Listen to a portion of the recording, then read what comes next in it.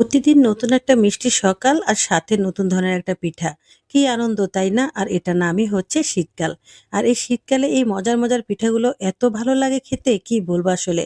গরমকালে তো পিঠার কোনো মূল্যই নেই। আর শীতকালে আপনি যত রকমের পিঠা আছে সবগুলো ট্রাই করবেন। দেখবেন খেতে কত ভালো লাগে। তো যাই হোক এখন আজকেও আমি একটা নতুন পিঠা নিয়ে এসেছি। আর এই পিঠাটা খেতে এত ভালো লাগে।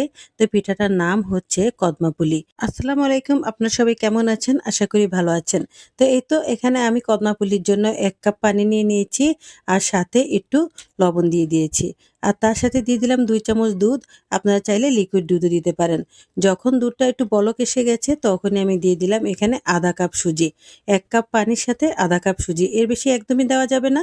তাহলে সুজিটা একদমই শক্ত হয়ে যাবে আর আপনি এটা কিছুতেই ডো হিসেবে তৈরি করতে পারবেন না।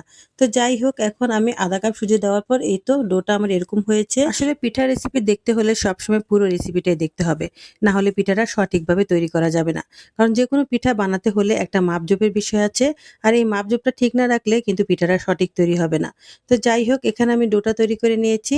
এখন বেশিক্ষণ আমি ঠান্ডা করব না। হালকা একটু ঠান্ডা হলেই আমি ভালো করে এটাকে একটা ডো তৈরি করে নেব। আর বেশি করে ঠান্ডা করে নিলে পরে ডোটা তৈরি করতে অনেকটাই কষ্ট হয়ে যাবে। তো যাই হোক এখানে আমি একটু নারিকেল আর গুড় দিয়ে এখন একটা পাক দিয়ে নিচ্ছি।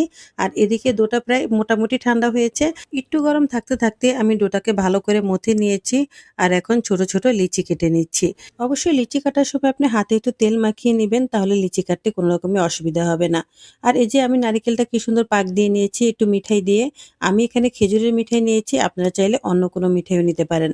তো যাই হোক এখন ছোট, ছোট লিচিগুলোকে আমি সুন্দর করে গোল, গোল শেপ দিয়ে তারপর ভিতরে আমি একটু নারকেলের পুর দিয়ে দিলাম।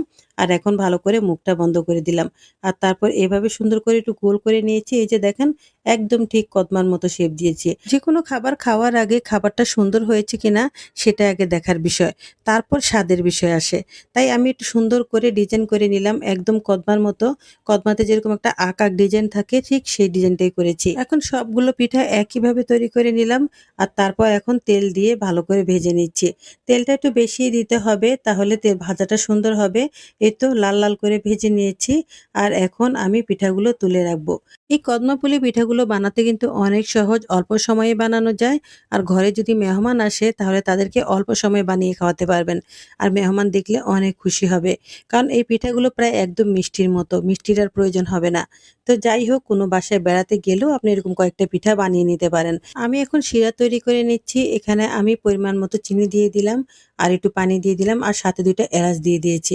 পানিটা বেশিক্ষণ জাল করতে হবে না, অল্প জাল করলেই হবে। কিছুক্ষণ বলক এনে তারপর আমি পিঠাগুলো দিয়ে দিয়েছি।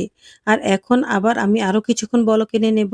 তো পিঠাগুলোর উপর দিয়ে যখন পানি উঠে যাবে বলক এসে তখনই আমি চুলাটা অফ করে দেব। আর যে যেখান থেকে আমার এই ভিডিওগুলো দেখছেন তাদেরকে অসংখ্য ধন্যবাদ।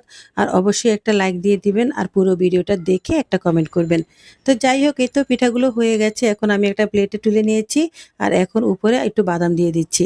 বাদামটা অপশনাল, আপনি দিতেও পারেন নাও দিতে পারেন। তো যাই হোক আমি সৌন্দর্যের জন্য দিয়েছি। এখন দেখেন কত সুন্দর লাগছে। এই পিঠাগুলো খেতে এত মজা হয় কি বলবো আসলে। একবার যে খাবেন সে কখনোই ভুলতে পারবেন না। আর বাচ্চারা দেখলে তো হয়েছে, আপনি নিজেও ভাগে পাবেন না। ওরা টপ, টপ করে মিষ্টির মতো খেয়ে নেবে। তো যাই হোক এই তো কত সুন্দর হয়েছে দেখেন, কাছ থেকে দেখিয়ে দিচ্ছি। আর আমি একটা ভেঙে দেখাচ্ছি ভেতরটা কত সুন্দর হয়েছে। অনেকেই আছেন পিঠা তৈরি করতে চান কিন্তু অনেক ভিডিও দেখে পিঠা তৈরি করতে পারেন না, মাপজোপ ঠিক হয় না। তা আমার ভিডিওগুলো দেখে যারা পিঠা তৈরি করবে তাদের কোনো রকমই কোনো অসুবিধা হবে না। সবকিছুই ঠিকঠাক থাকবে যেহেতু আমি সবকিছুই তুলে ধরি। এই তো দেখিয়ে দিলাম কতটা সুন্দর হয়েছে, ভিতরটা কত জুসি হয়েছে। আজ এই পর্যন্তই, দেখা হবে নতুন আরেকটি রেসিপি নিয়ে। ভালো থাকবেন সবাই।